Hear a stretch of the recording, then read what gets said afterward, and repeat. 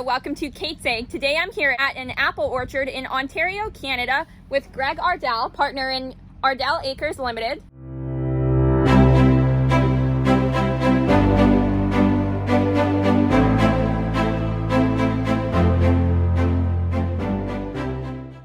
And you're going to be sharing a little bit about your family operation and your apple orchard. Yeah, that's right. So my dad, my brother and I all farm together here in the southern Georgian Bay area of Ontario. We grow about 330 acres of orchard, about half high density, half standard, and are consistently transitioning towards more high density all the time. That's amazing. Now, what year was your farm founded or homesteaded? We moved to the area in 1920, so 101 years now. And what generation are you? I'm fourth generation, my brother and I, Liam. What is the timeline of growing apples? It's a long process, start to finish. Our orchards, we typically expect to last for 25 to 30 years from planting. You're a couple of years from when you order the trees to when you receive them, and then 4 to 6 years before you're reaching sustainable production levels, and then another 20 to 25 years of full production. That's incredible, and that's also very different. There's kind of heritage apple orchards. Yeah, there's still some older varieties and different uses for them, whether it's in the fresh industry or the process and sauce industry. Now, why do you plant new trees after 25 years? Part of it has to do with variety changes, and part of it has to do with technology and innovation and keeping up with things, keeping things modern and current, and becoming more efficient all the time, and using best production practices in precision ag. What is the growing season of the apples? We will typically, from January, we'll spend a lot of time in the shop working on equipment and a lot of office work, reviewing numbers of blocks and yields and making decisions on what comes out and what stays. Mid-March, our workforce will arrive and we'll start pruning trees. That will carry on until mid-May, when we have significant green tissue, and then all the while lots of spraying and herbiciding, mowing. Then we'll get into chemical thinning the trees to reduce the crop load so we get a better volume of sizable fruit, and then some summer pruning and opening up the tree canopy, and then moving into harvest in early September, carrying us through till almost November. Oh wow! Then everything will go into either direct to pack out or direct to store, or into controlled atmosphere storage, where it'll be stored up to 10 months and sold throughout the year. Do you store any of your apples on the farm? We have a packing and storage with 5 other families in the area that we own together. That's really great. What varieties of apples do you grow? Our main focus now is Gale, Ambrosia, Honeycrisp. We still produce lots of Macintosh, Empire, Spartan, Northern Spy, Ida Red, Cortland. Could you explain a little bit more about your high density trees and what those are? So we are constantly transitioning our orchards over to high density plantings, meaning more trees per acre, so the tree is much smaller. That keeps it much more consistent and hedge-like the trees behind us. That allows for better sunlight penetration, better airflow through the tree, reducing disease pressure, better spray coverage, also and higher production and yield per acre. Higher production, higher quality of yield. We'll produce a similar amount with our older trees, but we won't get as much fresh fruit out of them. Oh wow, okay. And then it allows us to mechanize things, such as using this labor platform you can see behind us to harvest the tops of the trees as opposed to using ladders. Yes, and that must be really great. Yeah, big cost savings. Yes. What is the process of harvesting your apples? We'll go through first and pick the fruit on the ground, and the guys will wear a picking basket where they can pick directly into it. And we'll grade the fruit as we pick it to grade out any culls or something that we don't think will make a packing line. And then they'll go into the bin, into storage, and then we'll go back through and pick the tops of the platform. Well, thank you so much. Yeah, this is you're just welcome. fascinating. Good. What is this machine called? This is a harvest platform, so it allows us to pick the fruit that's above that kind of ergonomic level for the guys to reach.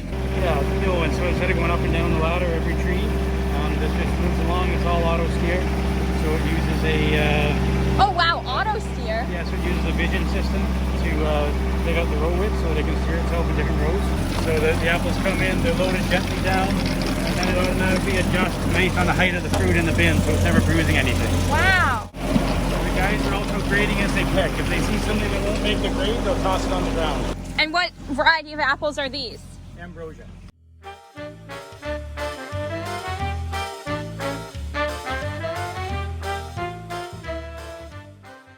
apples mostly stay in Ontario, or? Not necessarily. It depends a lot on markets. We've actually shipped apples as far as Afghanistan and Sri Lanka. Oh, wow. But is there different varieties that are Ontario. preferred when shipping to different countries? Yep, somewhat. Still, the sweeter ones tend to be the more popular.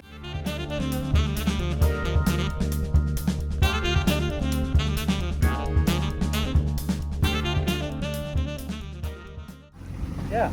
And then it just leaves the crate. And then another tractor will come along and pull these full bins out of it. The apples that are left on the trees, what happens? We're waiting for more color. If there's not enough color, they'll be rejected and they won't make the grade that we need. So we need to have better color on the fruit. Oh, interesting. So we'll allow this fruit to color up and then we'll come back and pick it again. That's awesome. Yeah. So that's very labor intensive also. Very, to have to go back several times. Very labor intensive too.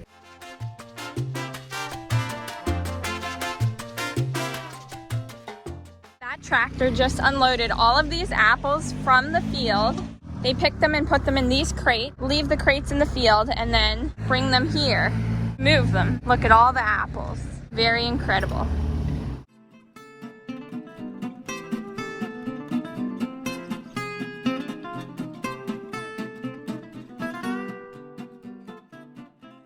We are now in a new high-density apple orchard, and could you explain a little bit more about the apples in this orchard? So we just put in a new planting of Gala on M9 rootstock at a 3x11 spacing, so about 1,320 trees per acre. We try and renovate about 5 to 10% of our orchards a year to keep things current and up to date.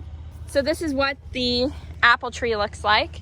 Yep, this is a new orchard, just started. And how old are these apple trees? They spent 2 years in the nursery and now they've got one growing season in the orchard where they'll remain for the next 25 to 30 years of their life.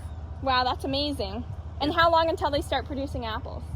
They should start producing in about the 3rd year and by the 5th, 6th year be in full production. What system do you have set up here for those apple trees? Because of the M9 dwarfing rootstock used, they require a trellising system to keep the tree upright, and then trickle irrigation will be added as well. As you can see in an older block behind me, the black line about a foot off the ground. Yes. Yeah, in about 6 years, these trees will resemble these ones to the left. And are those also Gala apples? Those are also Gala. Do you plant the apple trees yourselves? Yeah, so we do all our own planting using a GPS guided tractor with a tree planter behind, and we can usually plant in the neighborhood of 8,000 to 9,000 trees a day. Wow, that's incredible. So these trees here are dwarf trees, so they will never become very big. And then those are older apple trees. Yeah, across the laneway is M106 rootstock, and then we size down to an M26, and now we're using an M9. So it all controls the different vigors of the tree. And why do you do that?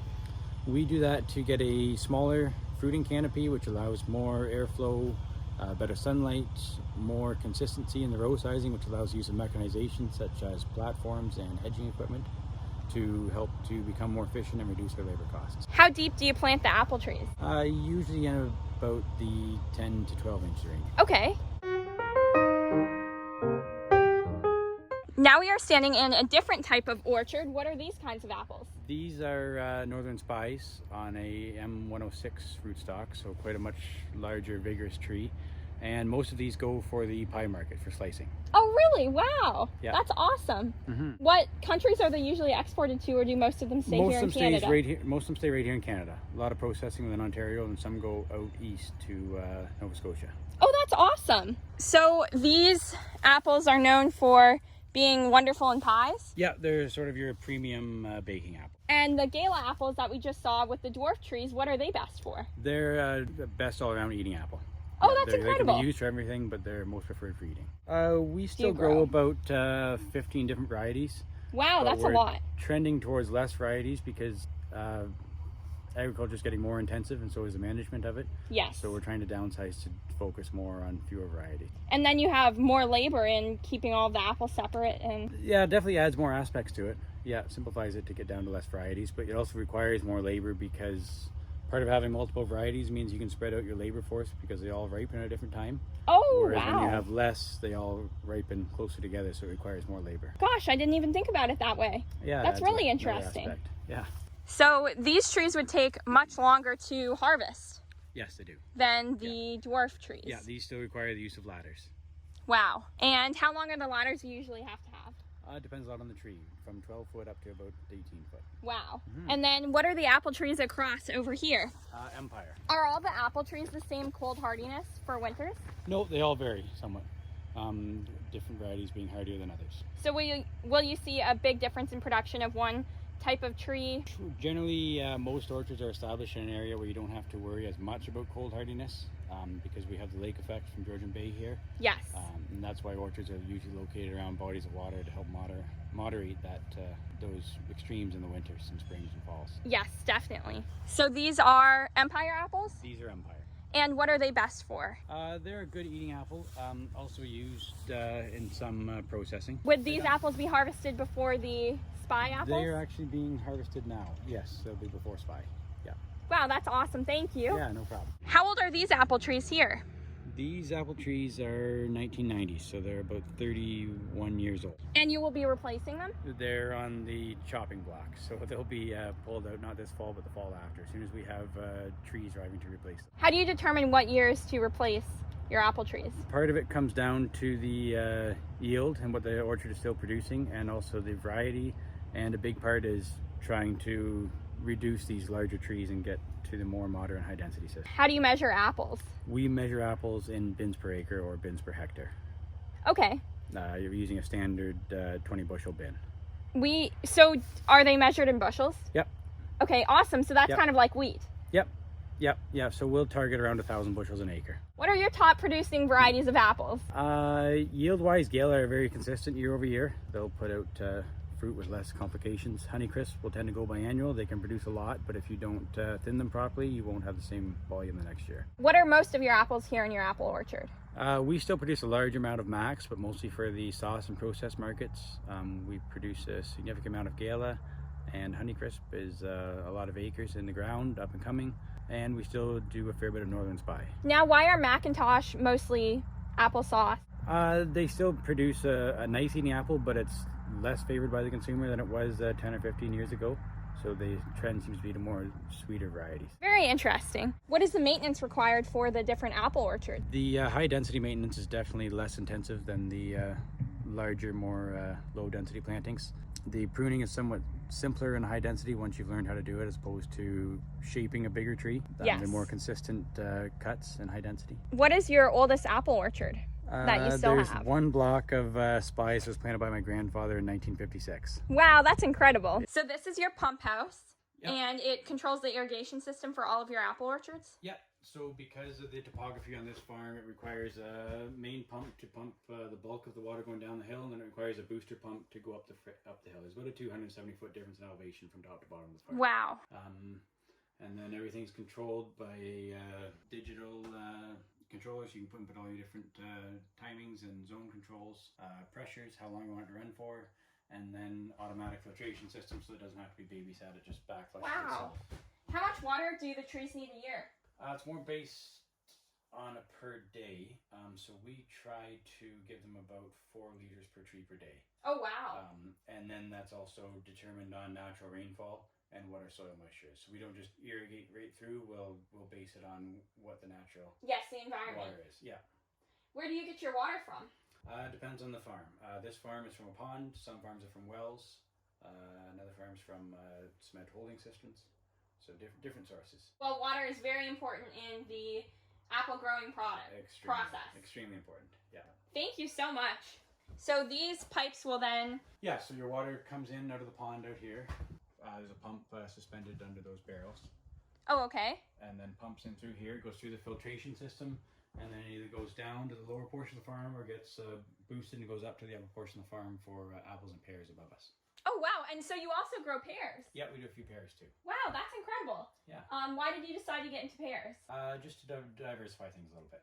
Yes. Yeah. That's important in farming. It is, for sure. Yeah. What variety of pears do you have? Mainly Bartlett, then a few Bosc. Awesome. Yeah. So these are the pear trees. So a little bit of a different harvesting time. Pears are earlier, and they're also different in the fact that they continue to mature after they've been harvested. So you have to pick them early as they'll mature until they reach the consumer. Whereas apples, once they're picked, will generally stay in the same state.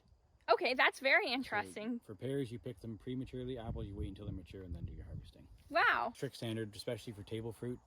No bruising, good color, what's expected for that variety. Some varieties are 100% red, others are mixed red and green or mixed red and yellow. On the process side of things, they're a little bit more forgiving. We don't have to wait for the color on the apple because it's being used for sauce or pies, but we do have to get the most size we can so that they can be efficient in the processing and not bruise them, as that flesh will be lost in their yields when they do the peeling of the apple. Yes, so sometimes you have to go in and pick all of the ripe apples and then come in a second time and pick the ones that weren't ripe yet. That's right. Sometimes we'll do 2 different picks. And how far apart are those picks usually? Depends a lot on the weather. If we've got the right weather, cool nights and warm days, it'll help to color that fruit. If it's not in our favor, it can actually, they won't color and we'll just have to strip them off for sauce. Wow. So this is your bunkhouse? This is a new house just completed for the guys. So for your employees at your apple orchard? Yep. So this will house 10 men on each end. That's incredible. It's nothing like our bunkhouses in Montana. It's absolutely gorgeous. Yeah, it's a pretty nice building. Yep. Yes. Yeah. Try and supply pretty nice housing for the guys. So it's not quite finished. We're just wrapping up. Wow. So, you'll come in here to a mud room and locker room for the different outdoor clothes, and then laundry facilities. So it's just maybe a week away from being done. So wow. Kitchen, 2 stoves, fridges will be here. Thank you so much for watching today's video. I hope you really enjoyed and learned a little bit more about how your apple eventually ends up on your table and the process and all of the hard work that goes into it. Make sure to like and subscribe to see more videos to learn about how your food gets to your table. A huge thank you to Ardiel Acres Limited and Greg, John, and Liam Ardiel for giving me this opportunity to tour their orchard. You're quite welcome. Thank you so much for watching. Bye!